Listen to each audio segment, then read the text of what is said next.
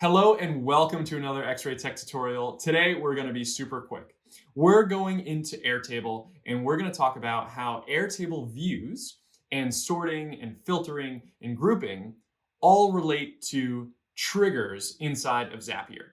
How do you get new data inside of Zapier? How do you get your test data, the right data that you want to actually automate? And today we're going to go through all of those details really quick and easy. All right, so let's get into it. First thing we're going to look at today is our Airtable. Now, this is all mock client data. So we have a first name, a last name, an email address, an onboarding date, a job title.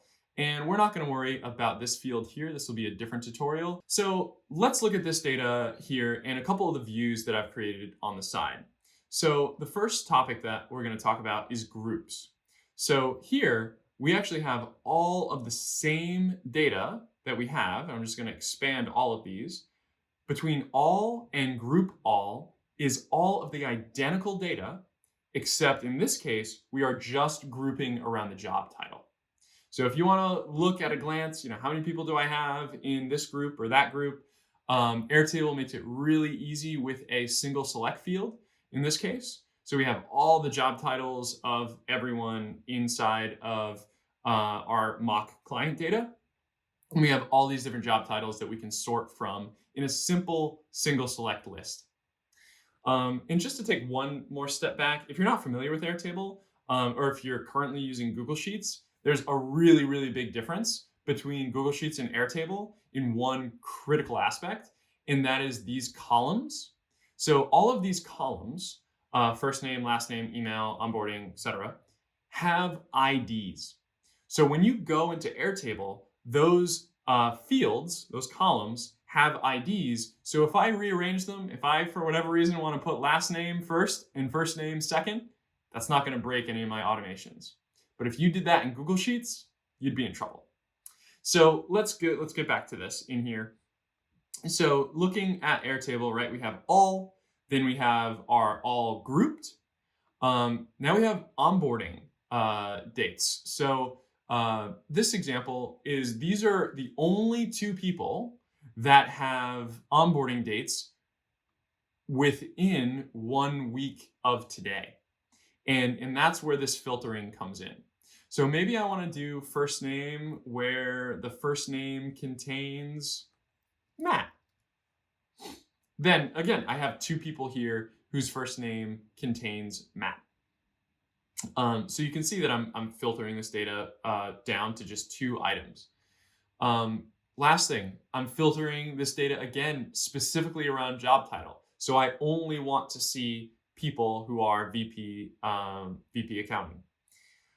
We're not going to worry about checked right now, but let's just take these 3 views, for example, all onboarding and VP of accounting, and go into Zapier and see what this actually looks like. So in this case, we're gonna choose Airtable, and our triggering event is going to be new record in view. So when we go to new record in view, we'll hit continue. Yes, we're going to choose our one account here, and I'm going to choose the X-ray tutorial base. In the table, I'm going to check is the client's mock data, and then I'm going to choose all to start with. So when I click all in terms of the view, I'm going to test this data. And I just got one in the middle here. So let's grab this, go back to Airtable, and I'm going to just Command F. And there you go. I got somebody right in the middle here, 919, this record right here. You know what? Why don't we just add a sort on this, and we'll sort by first name A to Z. So that's just a little easier to look at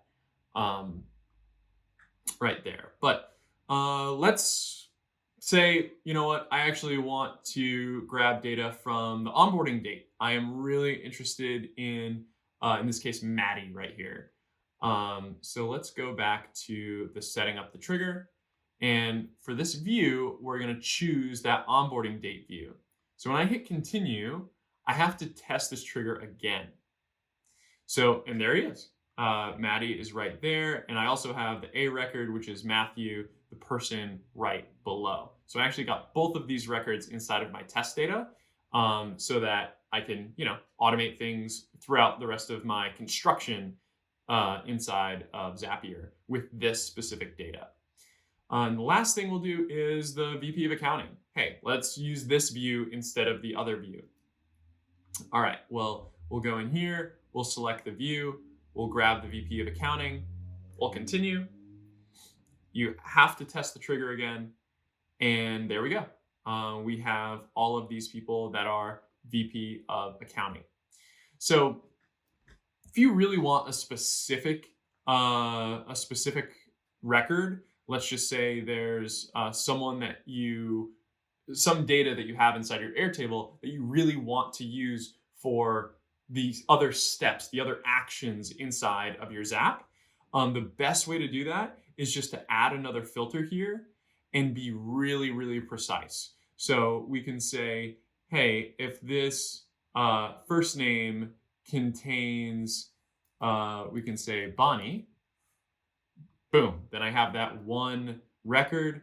I can come back here, click on the test data that we found, hit load more. It's going to check everything again. And in this case, boom, we just got Bonnie. And we can continue and then do other automations, other actions that you would like inside of your automation. So I hope this tutorial, although brief, was helpful in just exploring how Airtable views can be used to trigger and carry the data throughout your entire automation. As always, links and resources are in the description down below. And don't forget, keep the flow.